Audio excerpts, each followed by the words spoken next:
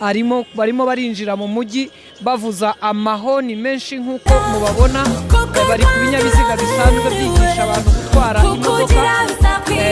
Aba rero ni abarimu barimo kuza hano berekeza n'imyiyerekano bavuga ko ari myinshi kwerekana ko bategereje umukandida wa RPF ku munsi w'ejo. Reka tubahe akanya kugira ngo mukurikire uko byifashe.